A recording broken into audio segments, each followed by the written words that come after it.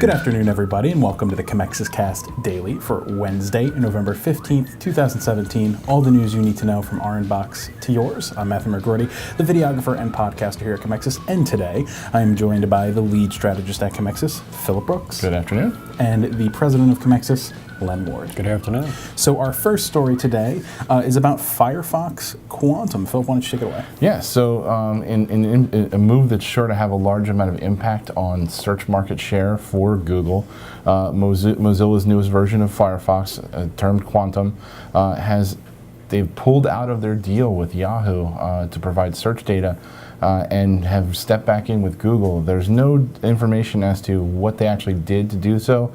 However, there is information reporting that they did have a clause in this contract that was signed in 2014 to allow them to have exclusive data use for Yahoo, but they were able to step out with their discretion, which is probably the last of the big deals that Marissa Mayer did at Yahoo. So it's another big piece of kind of her being whitewashed away from the influence on the company. But on top of that, it's got a lot more influence on the certain market share across the world. Firefox actually represents 6% of the global market. Safari's at 15%, but Chrome is still 55% of that market share. Wow. So that's a huge amount of search volume. But here's an interesting fact: is traffic acquisition costs for Google rose to $5.5 billion during the third quarter, and that's 23% of their overall ad revenue. And these kind of purchases, where they would need to pay to be a part of this, fall into that category. So it'll be interesting to see what that looks like in the next quarter, because then it'll be an easy way to figure out, approximately how much they paid for this, for this exclusive feature. Mm-hmm. Mozilla is the default search engine in Google for, basically everywhere but China. So, the U.S., U.S., Canada, Hong Kong, and Taiwan. So that's a huge portion of the user base out there. Yeah, one of my favorite things about the article that will be linked in the description was I believe this was from TechCrunch, and they mentioned that they're owned by Oath, which is a Yahoo and AOL merger, and they mentioned that none of them, although that they did disclaim it, that none of them have done a Yahoo search willingly in many years. So I think this was probably a matter of time. I can't wait to see what Verizon does about this. I'm sure they're not happy about it, especially having paid all the money to recently acquire Yahoo. I know that there's been some push on, there's been some scuttlebutt that they're working on their own stuff, but this has got to be a huge loss for them. The loss of that data, all that user data that you'd be getting from 6% of the global market. Yahoo, what a complete collapse. I mean, it really is. There's really not much to say on this at all. Yeah, I mean, the only thing I use it for is fantasy sports. I don't use it for anything at all. Yeah, I don't. Well, our second story from today comes from eMarketer's Rimma Kats, and it is the power of co-viewing. So the Interactive Advertising Bureau did a study on people basically who co-view, so they watch alongside somebody else on OTT devices. So that would be things like Hulu, things like Netflix.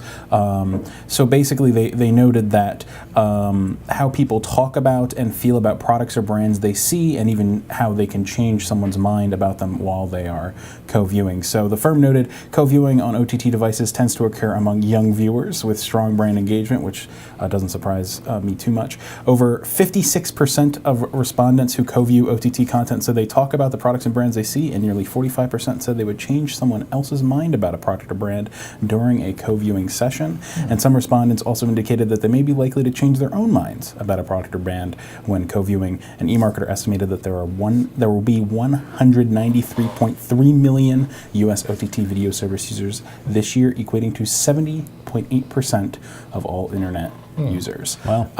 So yeah, some interesting numbers if you're looking to advertise on a Hulu or something like that. Yeah, I'm curious if the over-the-top viewing, is this inclusive of just smart TVs, or is this people watching on their laptops, watching on mobile devices, tablets, things like that? From what I understood, I'd have to see the full report. They compared this just OTT devices in general compared to linear TV, which makes me think it is smart TVs and phones, etc. But I'd have to check the full report to that, and I'll do my best to link that in the description as well. I have to say that Netflix has become tremendously more accessible accessible. Not only to, like my mom uses it now and my wife, because it's now an app within Comcast the box. So I think that's going to continue to build how many people are watching stuff and watching stuff at the same time, because families are using it together. Yeah. There you go. Well, our final story for today, LinkedIn has created a new career advice platform for their users. So today, the company announced Career Advice, which is a peer-to-peer mentorship program. At launch, it's going to be available in the US, the UK, Australia, and India, and will be expanding outwards from there. Within LinkedIn's dashboard, members can access the Career Advice Hub, and from there, input preferences about what advice they'd like to give or get. And LinkedIn will make recommendations based on what was specified, mutual interests, and what services know about you already. And after a match is made, the conversations can take place all within LinkedIn's messaging service to make it relatively seamless. And according to a survey conducted by LinkedIn, thousands of 25 to 33-year-olds, 61% said they were anxious about finding the right job, and 59% responded that they felt unsure about what to do with their next career. And LinkedIn is thinking that hopefully a mentor will be able to help them out with that and use their platform more. So yeah, I think this is an interesting little service that they're offering. Yeah, I can't wait to sign people up against their will. So Anthony's going to be reading a lot of emails. I was saying the same thing. I'm like, how many emails are we going to get daily? So we're going to sign our creative director up for it without telling him first. It's actually a good idea to try to keep people on LinkedIn. I mean,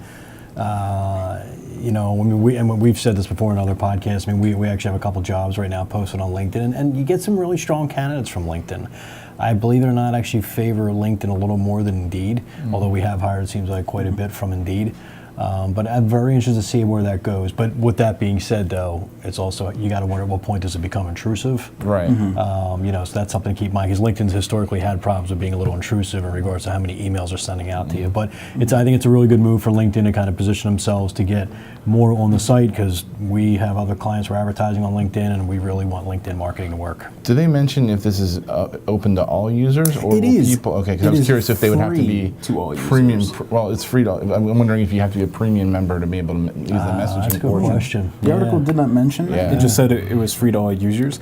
I could see that. I mean, the one thing I like about this is, obviously we want to sign up our creative director for it, but it sounds like you sort of choose when you're going to be giving advice and assume somebody matches with you. So I don't know. I think it's an interesting thing, and more LinkedIn stuff is always good. I mean, we know there was a story not too long ago, but there being a dearth of qualified candidates in the marketing industry and advertising industries. This could certainly help fix that by setting people's expectations about what kind of jobs are out there, what they can actually do, what parts of their education they can focus on.